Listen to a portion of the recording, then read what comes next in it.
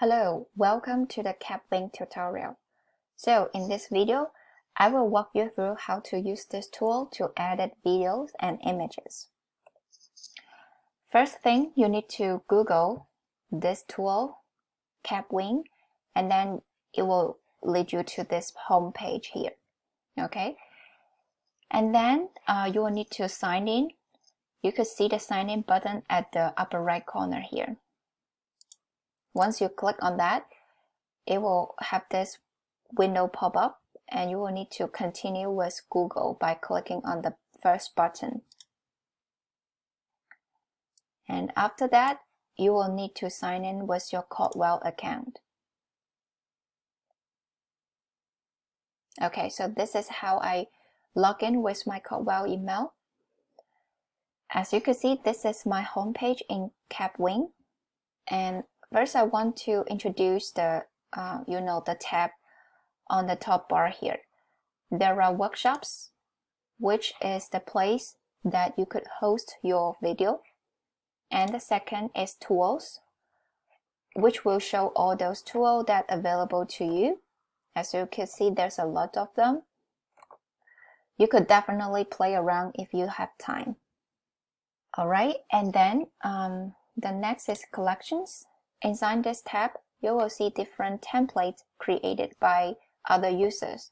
If you feel interested in or you want to make use of a certain template, you just need to click into that and then use it. And the third is the price. So now if you use the free account, you are available to use all the tools, but there's certain limit on the storage.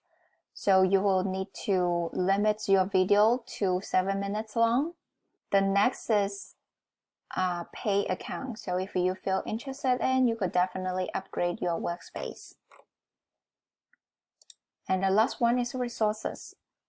That said, if you come in here, you can view different resources available to you to guide you through how to use this tool. There will be video or post. Alright, let's get back to our home page then. So if I want to go back to my workspace, I will need to click on the Workspaces tab. Now, let me introduce you how the left-hand side menu works. On your left-hand side, the first one is Workspace. You could create multiple workspaces to host a different content. So let's say you teach multiple classes, then you could create multiple workspace for different courses. Alright, and then as you can see, the button called Create New Workspace if you want to create one. You just need to click on that, give it a name. So I will give it Test, Workspace. And then I just need to click Next.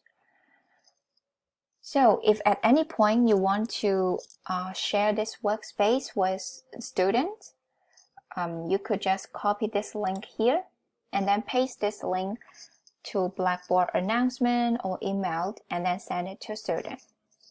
Please note that if students get access to your workspace, they will be able to create, edit, or download the video in your workspace. And after that, you just need to click Next. This page is about the advertisement. It will ask you whether you want to go pro. If not, you just need to close up. If yes, you just need to click on the checkout menu to see the plan. So now I will just close it because I don't need to upgrade my plan. After that, you will see a new workspace created here. Alright, so that's how you create new workspace. Afterwards, I want to talk about those tools listed here. As you can see, there's Studio, Video Maker, Subtitle, Add Audio. All those tools are included in the Studio features. So if you click on Studio now, you will be able to use all those tools. Okay? Alright, so now let's click on Studio. Once you click on Studio, you will be asked to upload a video. So please make sure that you have your video ready I have my video ready in my download folder, so I just need to, drag it to the space. As you can see, once I drag it to the space, it will start upload, and the percentage just show how many percent is processed. And after it turns to 100%, then we could start using the tool to edit it. There you go. So now this video is already imported in this tool. Next, I want to talk about how the tool list above here could be useful. First, I want to talk about this upload button, which just means you could upload multiple files here. However, what I would suggest is, since this tool only allows us to edit 7 minutes long video, so I would recommend just upload one video and then edit it, instead of combining multiple videos. And the second one is test, which means once you click on that, it will pop up a text box for you to type in. Alright, so as you can see, this is the text box. You could type in words by clicking on the text box. As you can see, I'm going to drag it here. Alright, so let's say please click on Cougar Mail. Something like that. So if I want to give instruction as text to the listener, then I could type in there, so the student or the listener could see the text. So I could put it here, and as you can see, once I click on that, I will be able to change the size of it. So if I want to change the size of it, I need to go to the right hand side menu here, and under fonts, I will go to the size, this number here, and then choose the suitable fonts for it. Okay, so that's it. As you can see, now I have this text here. Please click on Cougar Mail. Alright, so that's how we use this text tool. Alright, so the next tool is images. So this tool will be useful if you want to add more element to your video. I would say for this practice video, I don't need any image to illustrate my point. However, I would demonstrate the whole process. First, I need to, search in the image search by typing in, the chat box. If I want to add a checkbox image, I just need to type in chat box and then click go. As you can see, there's a lot of checkbox popping up. I will just need to select one. As you can see, once I select one, it will add it to my video. And then I will be able to move it around. Okay, so that's it. As you can see, this image already added here. Alright, the next thing I want to talk about is timeline. So if we click on the timeline, as you can see, it will lead us to this panel. There are in total 3 layers. As you can see, the video, the text, and the chat box image. So what does this tool do is you could, resize the length of the text or the image to appear on the video. So let's say I only want this text appear on the video at the first 5 seconds. Then I just need to click on the text bar, this blue one, and then hover over its tail here and then drag it. As you can see now, I'm dragging it. Alright, so as you can see now, I adjust the length of display of this text box. If now I manually check the timeline, while my timeline bar is inside the blue area, the text is there. However, once I move it to, outside of the blue area, now my text is gone. But the chat box is still there because it will last to the end of the video. If I want to edit that chat box image as well, I just need to hover over it again and then make it the same length as the text box. Okay, so that's it. That's how we use this, timeline bar here. Now, I just need to click on the Done button on the upper right corner to finish this edit. Alrighty, so once I'm here, as you can see, I'm back to the studio. Next tool I want to talk about is the scenes. So the scenes just mean you could add different layers to this project. So now we only have one scene, which is the video. Let's say you want to add an image in front of this video to give a brief introduction of the video.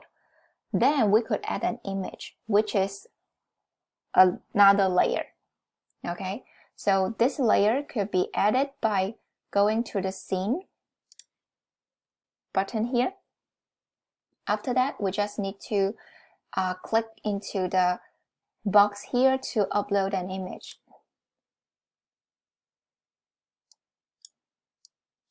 So I will need to choose the download, and I already have an image ready here, so I will just select that and click open. As you can see, now I have two layers, which is two scenes. The first layer is the video and the second layer is the image layer.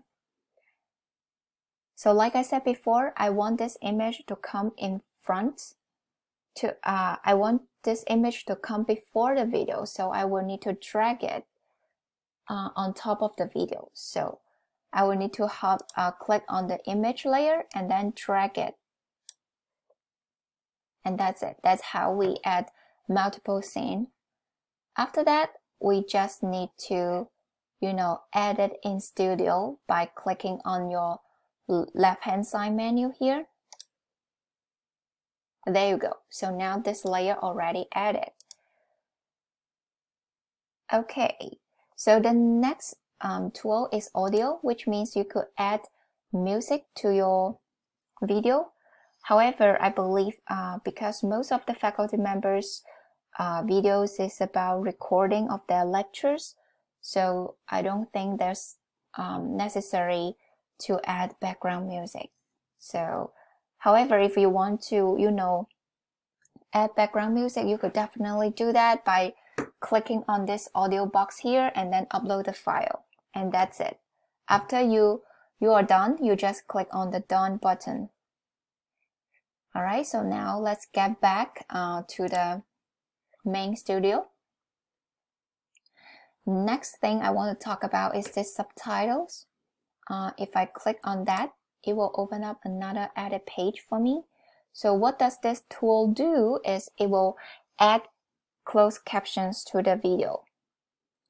Alright, so if we want to add closed caption, we could, by clicking on this Add Subtitle button, we could manually type in the text. However, that's tedious. We don't want to do that. So there's other ways that we could accomplish this. So now I will just remove it first. Okay, so what I could do is I could use this auto generate button here. If I click on that, the system will open up this window for me and then ask me to select a language. I will choose English. The default setting is English United States, and then I click on auto generate. After I click on that, it may take a few seconds or minutes to process. So let's wait until it's processed.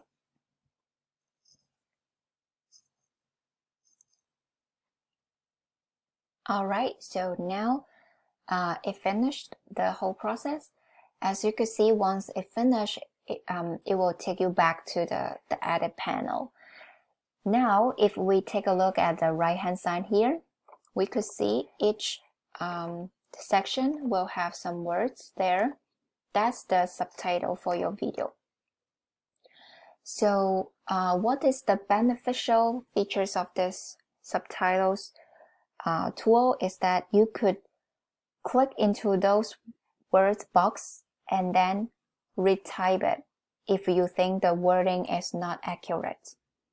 So let's say I see the second line here is not accurate, then I could just click on the box and then type in the words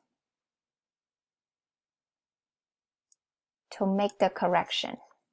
Yeah, so that's how this tool is powerful. You could type in manually. Okay, so that's it. So that's how you use the subtitle tools to add subtitles to your video. As you can see, there's a lot of setting on the left hand side as well. If at any point you want to, edit the text size of those subtitles, you could definitely do that by clicking on those settings here. So let's say I want to change the font. I could choose the comic style, and then I could choose the number to make it smaller. All right, and that's how we use those settings. You could definitely play around. All right, and after you finish all those settings, you just need to click on the done button, and there you go. So your video already have a subtitle. And next thing I want to talk about is the element features here. If you click on that, it will open up a menu on your right hand side. I would say this tool sometimes could be useful if you want to highlight certain points. Let's say I only put in the text box here to show the listener, the viewers, that to click on the Google Mail. If I want to highlight that part out, I could definitely add something by clicking on this round shape here. So if I click on that, it will add this black circle for me, and then I could just use the edit panels on the right hand side to change the color. So if I don't want the field color, I could just select the no color button and then change the outline color to be red. And the next is I could make the outline wider by clicking on the button here. All right, and then I could just resize the circle by dragging on those purple dots. After I do that, I could just move it to the place I want. So let's say I want the viewer to click on this Google Mail, and then I could just put it on top of the Google Mail. And okay, so that's it. So after that, I would like to talk a little bit about the right hand side menu here. So as you can see, once I highlight the video, which means I click on the video, it will have this menu panel pop up on the right hand side. So on the right hand side, you could see under the video section, you have three functions. The first one is trim, and the second is adjust, and the third one is crop. If I want to trim this video to be shorter, I could use this tool by clicking into the trim function. Once I'm here, if I want to cut certain part of the video, I could just click on the add cuts. So add cuts button, as you can see, once I click on that, this red bar is added. All right, and now if I want to cut the end of this video, I could just drag the dots. All right, and then that's the part will be cut off from the original video. And after that, you could just click done to go back to the studio.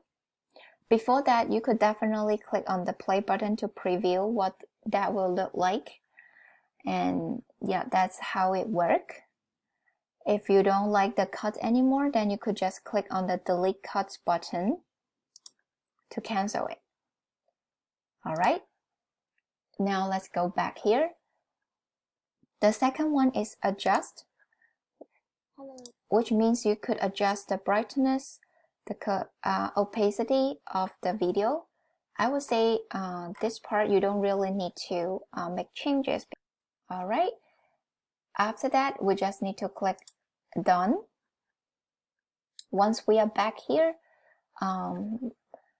you could go to the crop button. So what does this button do is you could resize your video. As you can see now, I have two black sides on the left and right. If I drag the purple, button, I could resize them. Okay, so that's how we adjust the size of the video. And there are lots of options here for you to choose. If you want to go with the YouTube widescreen, you just select that. Instagram, it will have a certain proportion. But I would say the most commonly used is the unconstrained, which allows you to drag it by, clicking on those dots. Alrighty, so that's it. After you crop the video, you could just click done cropping. And once you're back here, you just need to drag on the purple dots to make it fit the canvas again. Alright, so that's it. That's how we use the, the video tool on the right hand side. There are more features listed on the right hand side menu here. You could definitely play around by just clicking on those buttons. But I would say the most essential features are already introduced. If you have any question regarding with those other features, feel free to contact us and I'm happy to show you that. Alright, so those are all the features that we could make use of this tool to edit our video. Next, I want to talk about how we could export this video. So in order to export it, you will need to go to the upper right corner here to click on the export video. So once you click on that, it will lead you to this page like saying that your content is being processed. Depending on the length of your video, the time will be different. Alright, so you just need to wait for a while here. Alright, so while we are waiting for this video to process, we could definitely go back to the workspace. As you can see, this is the the video that we work on. And then as you can see, there's 3 dots beside its name. If you click on that, you could see different option here. The first one is download, which means you could download the video, but since it's still processed, you will need to wait until it's processed and then download it, which I will really recommend because we are using the free account, which means after 2 days, your project won't be able to edit again. So I would suggest to download the video once it's processed. And then rename just means you want to rename the video name, edit. If you click edit, you will just go back to the studio to edit the video. So for the link here, it just means if a student want to edit the video, then they could get in here by clicking on the link you share with them. But I don't see the needs that student will be able to edit the video. So basically, I would say the most useful button here is the download button. You could download the video once it's processed. Alright, yeah, so that's basically how we use the Kapwing to edit our video. Alright, so now the video is processed already. So we could definitely go to the 3 dots here beside its name and then click on the download button to download the video.